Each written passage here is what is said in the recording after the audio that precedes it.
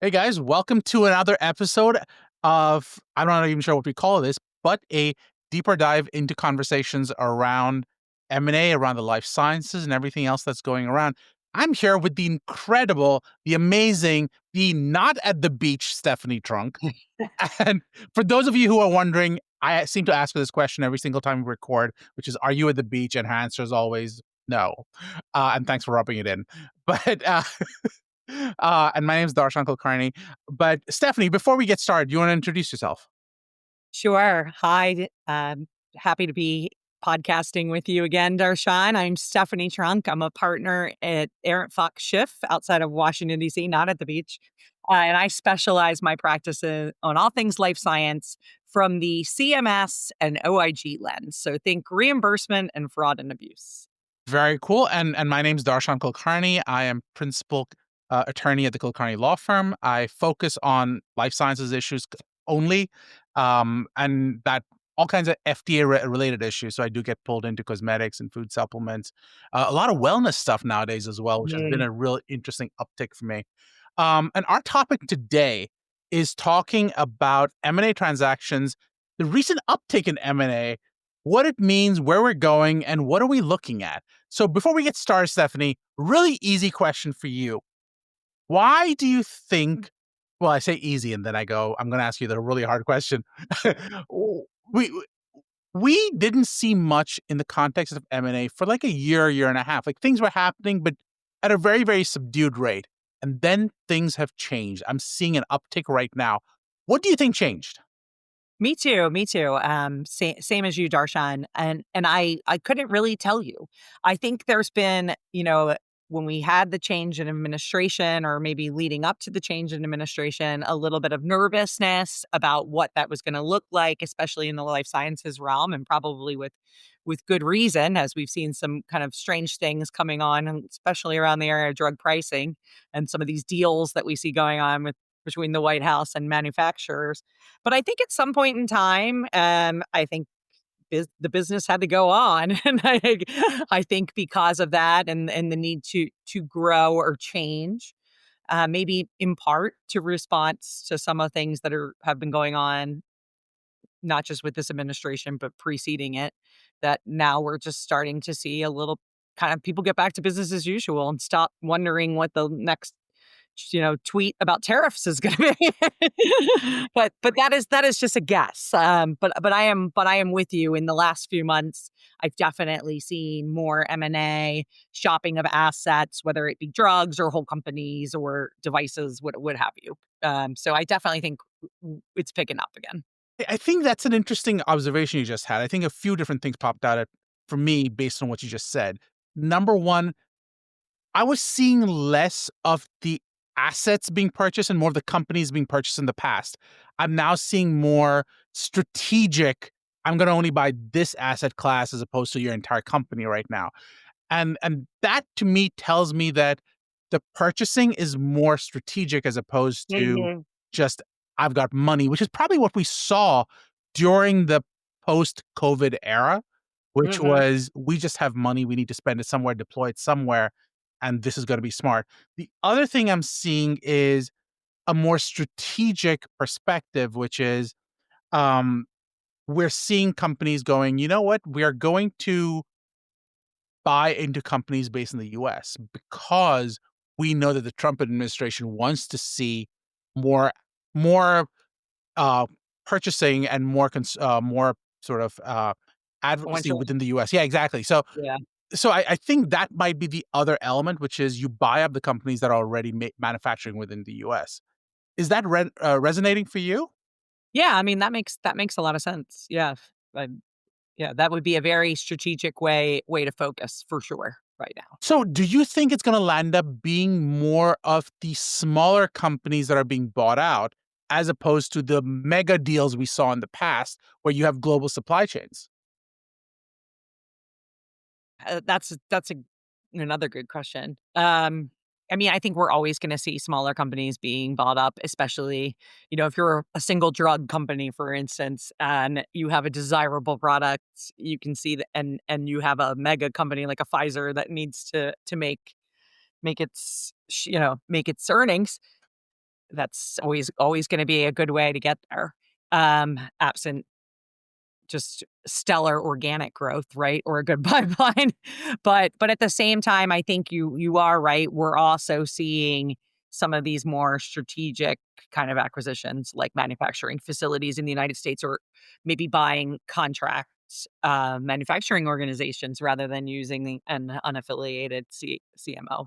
I think another interesting thing you mentioned the single drugs, and I think that's going to be an interesting uh, pivot recently. And I think single drug companies may find themselves selling now, and the Mhm. reason is a lot of these initial phase companies were depending on the original model. And the original model was we're going to get a bunch of NIH funding, and we're going to get a bunch of overhead, and we're going to land up um, getting it ready for a purchase in a phase 1, phase 2 type of, situation. Instead, with the Trump administration coming in and saying, "We're not gonna give you those large overheads. We're going to push back. We're gonna drop the cost of drugs." Um, you're gonna see these companies that were aiming for higher valuations suddenly go, I'm not sure I can get those valuations anymore. So it may be smarter to pivot out and sort of refocus in a different way. So I don't know where it's gonna land up, but I think the previous model of having 50 companies all pursuing um sort of getting to your phase ones, that model may Mhm. not survive in the same Right. way. Um Yeah. but is that lining up for you, or are you seeing more of, you know what, still more business as usual, it's just a different version of it? Lines up as well. Okay. Sometimes I think instead of focusing on just getting into a clinical trial and kind of trying to bring a concept from scratch, um, that we see the let's purchase something established, right? And maybe in part that's due to some of the uncertainty that we see coming out of the administration. You know, um, we hear about, yes, we want accelerated drug approvals, but then we hear, No, we need more manufacturing in the United States. We need," it's a little schizophrenic. So I think because of that, that might be leading companies to say the safer route might be to buy something that already exists rather than try to make something happen in the pipeline. I think that's exactly right. I think I'm also seeing you mentioned a really interesting thing, which with the accelerated drug approvals, because the Trump administration just came out and said, if you manufacture in the US, we're going to give you accelerated drug approval, almost like the Right, orphan drug status right. pathway. And the first 9 of them just got awarded, which I think is really interesting as well. So Yeah, and it'll be interesting to see how accelerated it is, especially given the shutdown. So for those people who don't know, we're recording right now during the administration shutdown. So, you're seeing a lot of federal authorities. For example, during the shutdown, they came out and said that the CDC, a lot of people got fired at the Right. CDC. Um, but that shouldn't have an impact, I would argue, on, M&A transactions. But let's take it a step back. What, according to you, and we haven't had this conversation, this is not the conversation I thought I was gonna have, what Mhm. are the big Trump administration factors that companies that were doing M&A transactions 2 years ago probably need to think about that they weren't thinking about 2 years ago? Yeah, it's a great question, and I think that is a really good question, and I will say, um yeah, like, considering where you're manufacturing, we were talking about onshoring, but, like, country of origin, right? The country of origin of your drug, and not only where your API is from, right? But also where are you physically pounding the pill? I think both matter more than ever now, and we've got kind of a little bit of a divergence between what customs kind of considers country of origin for a drug versus what the VA might consider country of origin for a drug for purposes of selling on the federal supply schedule or under the federal government contract. So you've got to really pay attention and to both. And then, of course, it all ties into this emphasis, the onshoring and the idea of Buy America, right? And if you thinking about the worth of that asset, if you're able to say that either both or want, API and the pill is finished in the United States, or at least one is, and how that might impact your positioning in terms of not only tariffs and tax, but like we just talked about, whether that puts you in the front of the line for accelerated drug approval. So that's become more of a fact, I would say, just generally. Um, I think some of the oldies but goodies are still there. This isn't really a new thing, but something that's come up is a lot more for me in due diligence from a pricing lens is thinking about pricing, which, sometimes that used to be people wouldn't even pay attention to government price reporting until after they bought the company. But I've had more and more questions about government price reporting, whether that be average sales price, and are we able to reset average sales price in some way, and how could we do that? Considering now we have inflation rebates under Medicare, so thinking about that and thinking that through and its impact financially on the asset, and of course the good old Medicaid cap removal. We used to have a cap on Medicaid rebates that actually went away uh, under a statute that was passed under Trump 1.0, that has become more and more of a focus. And I think sometimes that's why I see certain products up for sale as well, because they're kind of trapped they're no longer as profitable to the legacy company because of the, increased Medicaid rebates, low 340B price, and all those things. So I'm seeing a lot more focus on pricing. And then, of course, just thinking about how it fits into the bigger conversation about drug pricing. You know, is this going to make me get on the do I get to a size or such a drug that I'm going to be on the radar of the administration, whether that be for direct negotiation later down the road under the Inflation Reduction Act for Medicare D, or just in general? Like, am I going to be the 18th manufacturer that gets a letter from the Trump administration that says, hey, we think you need to lower your prices. What are you going to do for us in order to avoid tariffs or what have you? So it's been an interesting time. And I think people are being more thoughtful in due diligence, which I always think is valuable. So, what about you? What about you, Darshan? Anything new from the FDA or the enforcement lens that people are focusing more on now, given the change of administration? I think it's been broader for me. So I'll start with, for example, I just did a transaction with a client, and they had a pre-existing partnership with a Chinese company, and that raises all kinds of flags because you're Yes. going the Trump administration is not happy with China, but they also have come to realize that they need China quite a bit. So how do you, for example, deal with the bulk data rule? And how do you transfer data for adverse events to Hmm. China? Because you're going to have to report that, and at the same time comply with the data security rules that go along with it. For those people who don't know, there's this whole new rule that's not coming from OCR, for example, not from the Health and Human Services.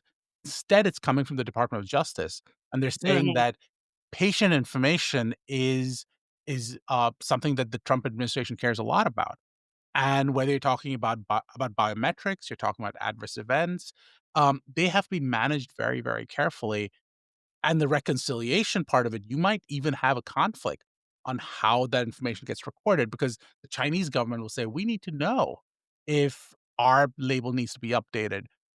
So if you're doing a transaction globally, keep that in mind. The US Biosecurity Act, they're looking now at Yeah. how are you going to partner with it from an IP perspective? And that's we Right. don't really know how it's going to play out because it's still the first version of it didn't Yes. quite make it through, but Did now it. we're talking about version 2 that's potentially being looked at. Go ahead, you wanna say something? Which is a fast it was a fast it's a fascinating bill, because what it would do is basically not allow you to have any touch to a Chinese company anywhere, like, in the chain of making a drug, right? Yeah, And that's just incredibly broad if you think about it in a global economy where we even have Chinese companies that have manufacturing sites in the United States. exactly right.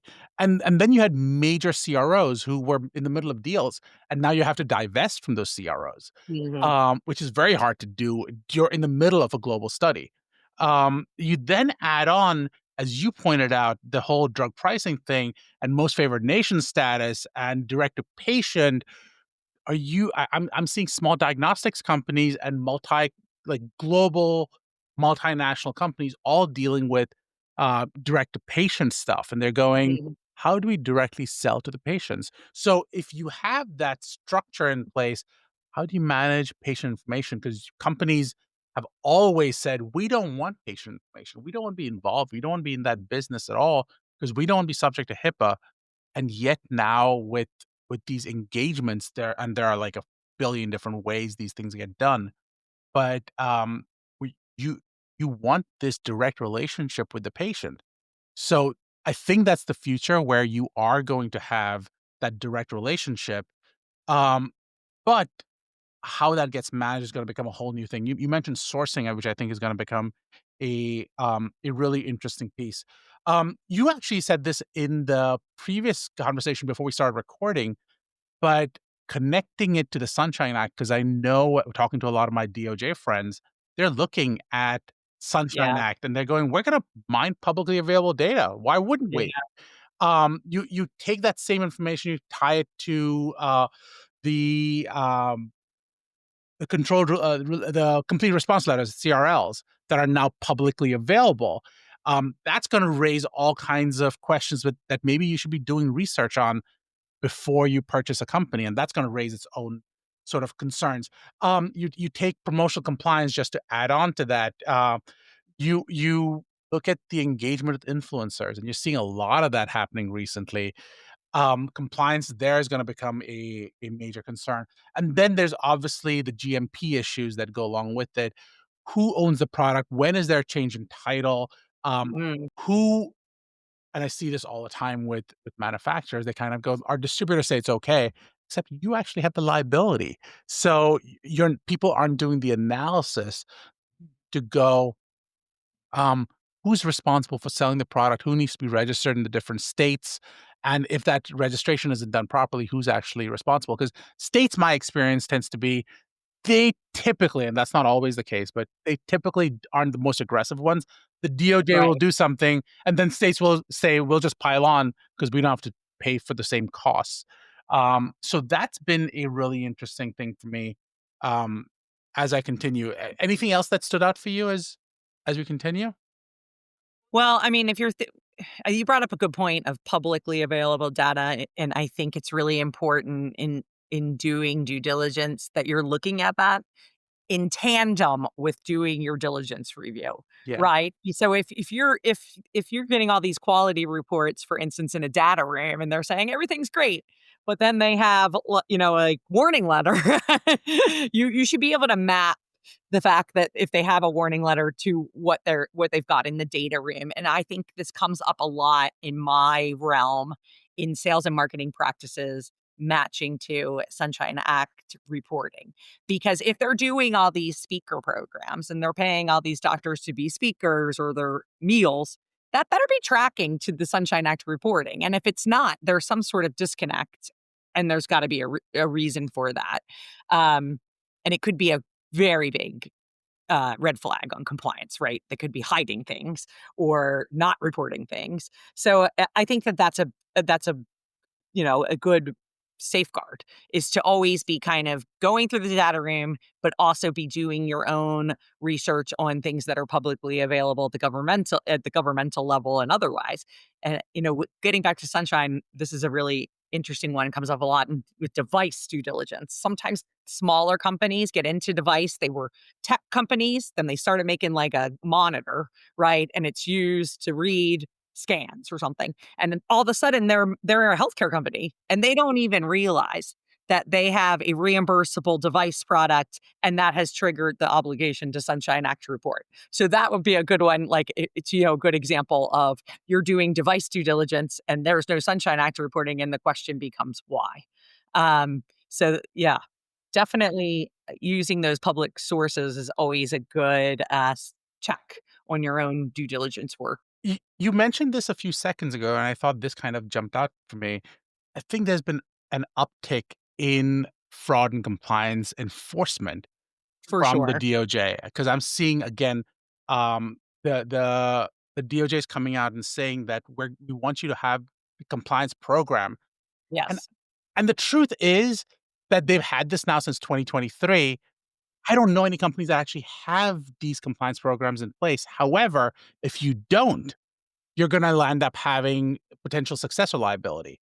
And unless you go out there and self disclose, which not many companies are doing, even though there's a really good opportunity to do this right now, given that they're saying, we'll put out non prosecution on the table, which, Right. and you're not seeing enough of that. We've seen a couple of those non prosecution agreements that came out of it, but I think that that would be a smart move to consider in your back pocket as you're doing the due diligence transaction. Then, Yeah. if you look at the employment agreement, the employment pilot program, where they said that we want to see clawbacks, and you're not seeing enough of those clawback program enforcement, which is if you have executives who are not Mhm. being compliant, you need to have their employment agreements updated that says that for lack of compliance, we're going to take your bonuses back. You're just not seeing that. Another element, I think, is being aware of the whistleblower laws, which the DOJ is now sort of hardcore pushing because we're going to give whistleblowers money and they're going to report on you. So, what does that actually mean?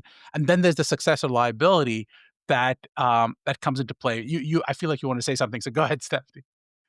No, I was gonna say, yeah, it is kind of very interesting because I think we saw a little bit of a law in healthcare enforcement. I wanna say, like, COVID time, Hmm. right? And maybe it's just because it was COVID, Hmm. and everything was strange then, but we did see a little bit of a law, but there's definitely renewed emphasis, and it's you are spot on. It's interesting to see it coming not only from OIG now, but from like, it's coming at us from all sides, in terms of fraud, abuse, enforcement, and compliance. So that is still, and I also think that's an under kind of reviewed area during diligence. Sometimes, it's a check the box. Do we have the 7 elements of a compliance program? Do we have policies?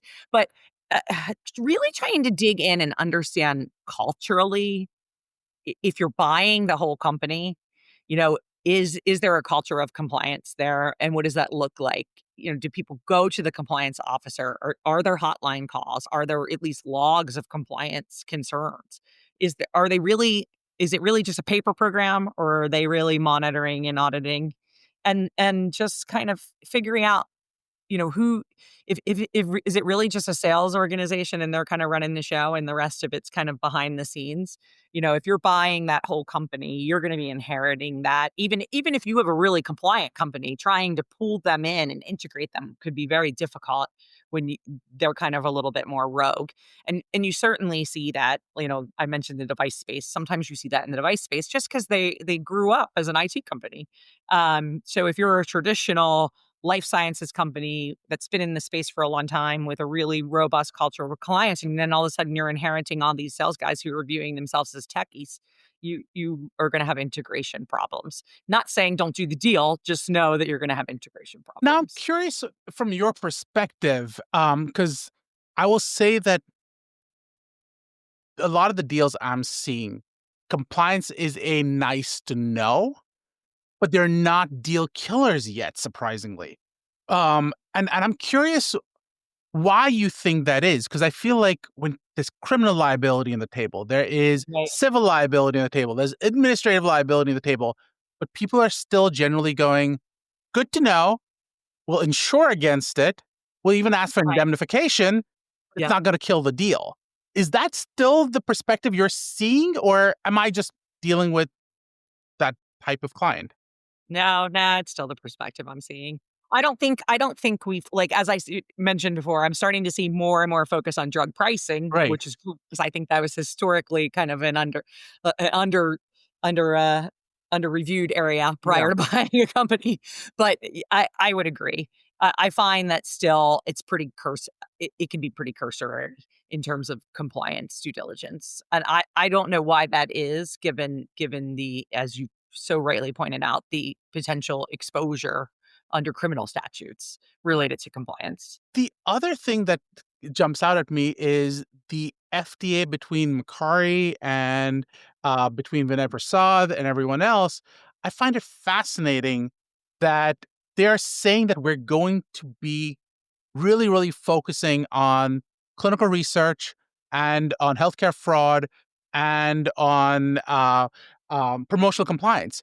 And interestingly, they're using AI, and I'm not seeing anyone talk about using AI in due diligence. I think it's a little early, Yeah. but I'm curious on your perspective. Do you think AI has a role in due diligence as we continue? That is a fascinating question, and I am also not seeing it really used yet in diligence, but I think that you could, right? At the very least, if you had a whole stack of contracts in a data room, Uh-huh. you could use a tool to help you summarize them, right? Now, I always worry. I mean, I sometimes use AI to do that or to compare testimony, Yeah. right? Like a depo to another interview and see what the differences are. And sometimes it's good and sometimes it's not. And I think that's kind of where we are with AI right now. If, sometimes it's a good starting point, but I also know that it's wrong in certain instances. And so, I mean, I think you have to be mindful of that when you're doing diligence. That the summary, you're kind of checking a little bit of the summary back to the originating document. But I do think there's a role there. Um, I and we certainly are eventually gonna see it, and I also think you're spot on. I do think the government is I think Doge used it, and I think they are still using it, and I'll give you an example. Um, Historically, uh, if a drug was reimbursed under Medicare Part B, the Medicare portion of CMS didn't necessarily know whether they had a Medicaid rebate, but I see that being mapped together. And that's a good example. Or just automatic mapping of what's in the Medicaid system drug wise to the FDA drug listing and automated messaging if there isn't a match. Like those, and then, it sends an automated message and maybe sometimes it's right and sometimes it's wrong or there's a reason, but then the government gets more information from your response. So the government is definitely using it. I imagine they'll start to use it more in enforcement. Maybe they'll match something up to the Sunshine Act database or what have you, as we go on in time. And I think we will also see tools be used to help summarize data in data rooms related to due diligence. I'm gonna end this with a pet peeve of mine, and I'm curious if you share this pet peeve or it's been a non-factor for you for the most part. But whenever you do the IP due diligence, right? You always find the here's my list of patents and copyrights and blah blah blah, and I always go, okay, how many of those translate into anything that I'm actually buying? And you never get that translation, you never get that mapping. I own 50 patents. Okay, and how many of those impact the 5 products I'm buying?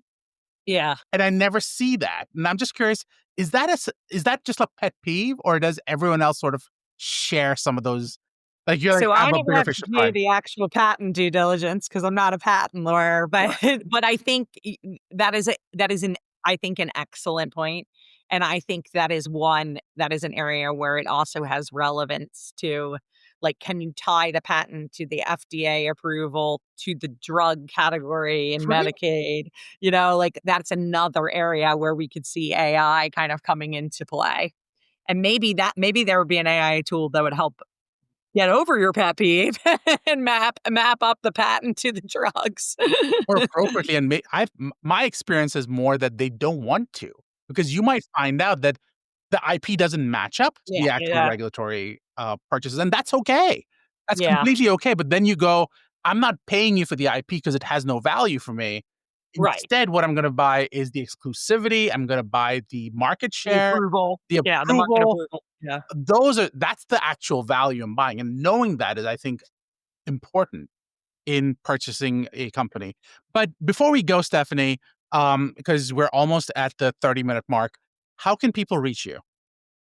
Oh, great. Yeah, so Stephanie Trunk, you can reach me at, via email, stephanie.trunk@afslaw.com, or you can Google me. I come right up, and I do speak and write a lot on life science topics on our blog, and you can sign up for alerts from our blog, from our website. Very cool. How And about you, Darshan? you can reach me at Darshan, Darshan, at kulkarnilawfirm.com. I really should find a way of making it shorter. That's Darshan at kulkarnilawfirm.com. Or you can find me, for example, on LinkedIn. I think I'm the only Darshan Kulkarni on there. I could be wrong. Or you can find me on Twitter. For some reason, it's still there at Kulkarni Law Firm. And we welcome questions, we welcome conversations, and I look forward to hearing from you guys. Thanks, everyone.